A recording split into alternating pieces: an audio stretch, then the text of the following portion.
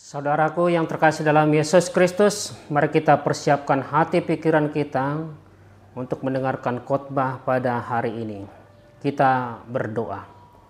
Damai sejahtera Allah yang melampaui segala akal dan budi manusia, itulah yang memelihara hati dan pikiranmu dalam Kristus Yesus Tuhan kita. Amin. Saudaraku yang terkasih dalam Yesus Kristus, yang menjadi firman dan menjadi khotbah bagi kita pada hari ini diambil dari kitab Roma 12 ayat 1 sampai dengan ayatnya yang ke-8. Seturut dengan terang tema bagi kita, ibadah yang sejati.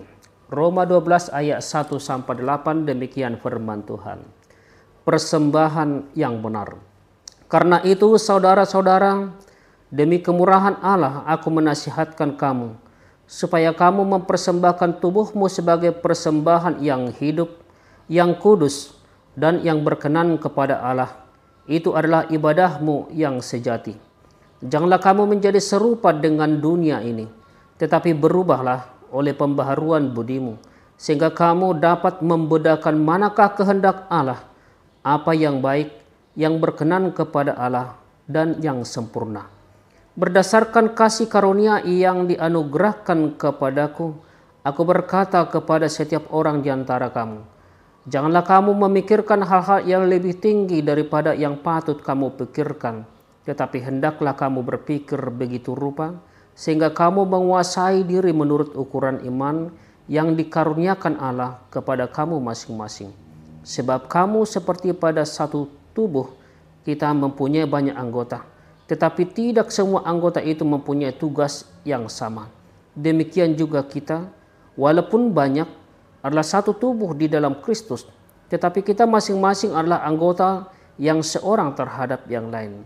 Demikianlah kita mempunyai karunia yang berlain-lainan menurut kasih karunia yang dianugerahkan kepada kita. Jika karunia itu adalah untuk bernubuat, baiklah kita melakukannya sesuai dengan iman kita. Jika karunia untuk melayani, baiklah kita melayani. Jika karunia untuk mengajar, baiklah kita mengajar. Jika karunia untuk menasihati, baiklah kita menasihati. Siapa yang membagi-bagikan sesuatu, hendaklah ia melakukannya dengan hati yang ikhlas. Siapa yang memberi pimpinan, hendaklah ia melakukannya dengan rajin.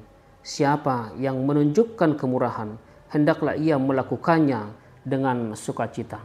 Sampai sejauh demikian pembacaan firman Tuhan. Saudaraku yang terkasih dalam Yesus Kristus, tentu kita semua tahu bahwa kita sudah diselamatkan oleh kasih karunia atau anugerah Allah di dalam Yesus Kristus Juru Selamat kita. Dan saya percaya kita semua sudah menerima anugerah keselamatan itu.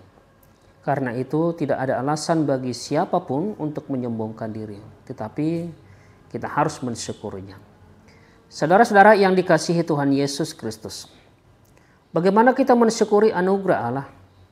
Salah satu cara mensyukurinya adalah dengan melakukan ibadah sejati. Dalam ayat 2 dikatakan bahwa ibadah sejati adalah menyerahkan seluruh hidup kita menjadi persembahan yang hidup, yang kudus, dan yang berkenan kepada Allah. Pertama tadi dikatakan supaya kamu mempersembahkan, berarti menyerahkan secara total. Bukan memberikan sebagian kepada Allah dan sebagian kepada yang lain, bukan. Mengapa? Karena kita telah ditebus oleh Tuhan Yesus dengan darahnya, sehingga seluruh hidup kita adalah milik Yesus. Yang kedua, dalam nats ini dikatakan bahwa yang harus diserahkan adalah tubuhmu. Yang terutama bukan uang, bukan harta, tetapi tubuh. Itu yang luar biasa, saudaraku.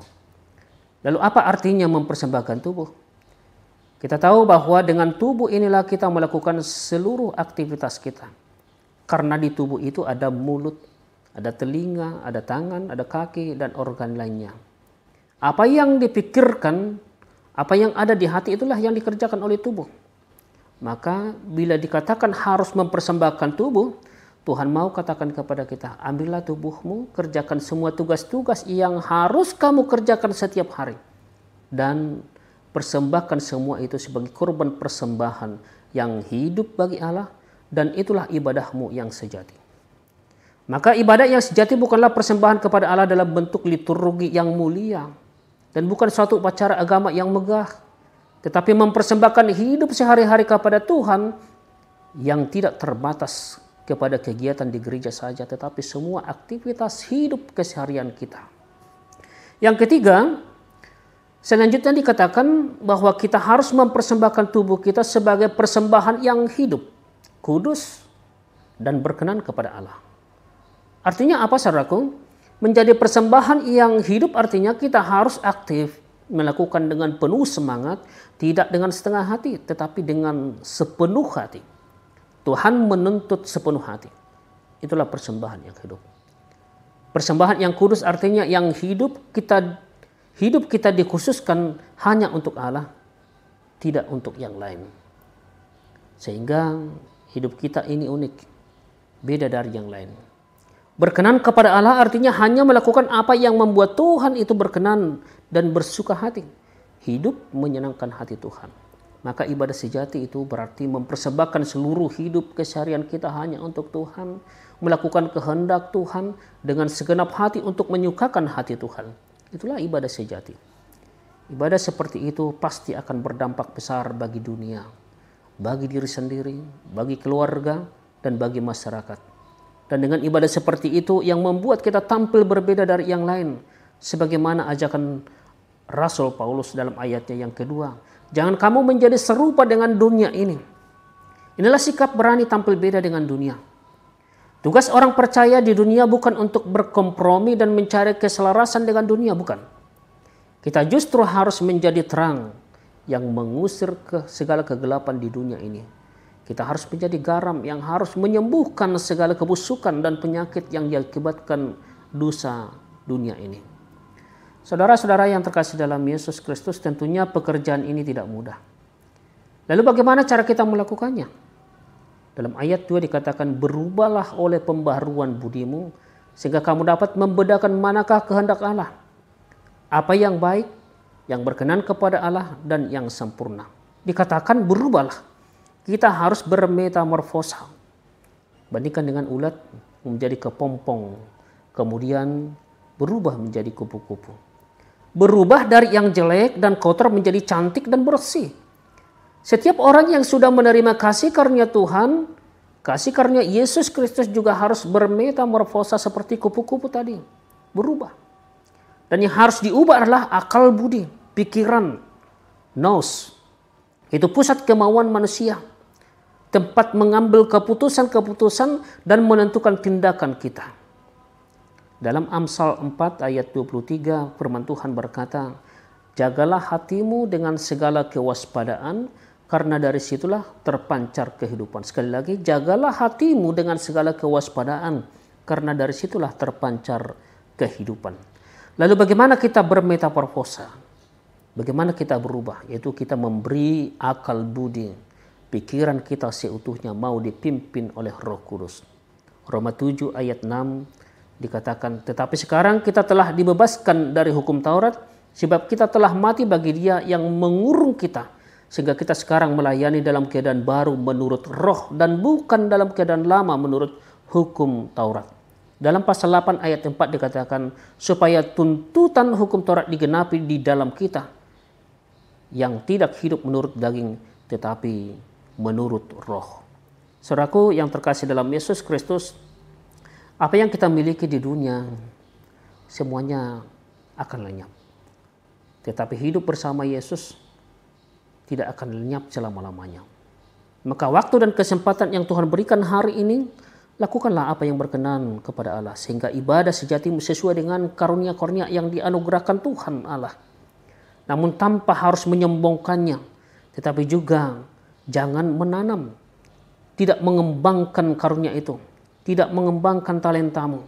Karena nanti Tuhan akan menuntut apakah kamu menjalankan talentamu itu, memaksimalkan itu dalam kehidupanmu. Walaupun karunia-karunia itu berbeda-beda, tetapi tetap satu dalam tubuh Kristus. Karunia-karunia yang berbeda-beda memiliki keunikan dan peranan tersendiri, tapi semua itu sama di mata Tuhan Allah.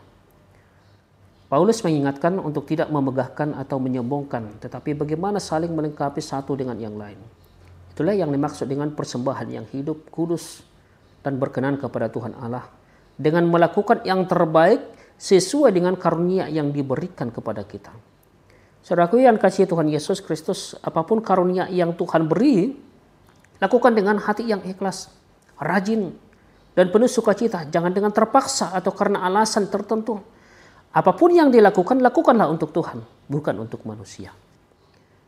Ayat 6-8 dipertegas, jika karunia bernubuat, baiklah lakukan itu sesuai dengan iman kita. Jika karunia untuk mengajar, baiklah kita mengajar. Jika menasihati, baiklah kita menasihati. Siapa yang membagi-bagikan sesuatu, hendaklah ia melakukan dengan hati yang ikhlas. Dan siapa yang memberi pimpinan, lakukan dengan rajin. Siapa yang menunjukkan kemurahan, lakukan dengan penuh sukacita. Saudaraku, hal ini mengingatkan kita semua untuk mempergunakan semua karunia, semua talenta yang Tuhan Allah anugerahkan dengan baik dan benar untuk kemuliaan namanya, kemuliaan Tuhan. Sebagai bentuk persembahan yang terbaik dari kita dalam ibadah sejati itu. Saudara-saudara yang kasih Tuhan Yesus Kristus, sudahkah kita memberikan persembahan yang terbaik untuk Tuhan? Sebagaimana dikatakan firman Tuhan tadi, firman Tuhan mengingatkan kita bagaimana memberikan yang terbaik kepada Tuhan melalui sikap, melalui perilaku hidup kita yang telah diperbaharui. Dan itulah ibadah sejati. Agar dunia, agar bangsa dan masyarakat kita bisa berubah, kita harus mau berhenti menjadi sama serupa dengan dunia ini.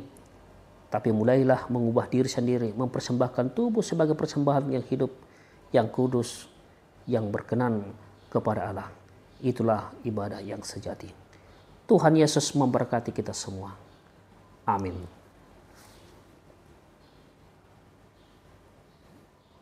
Saudaraku yang terkasih dalam Yesus Kristus,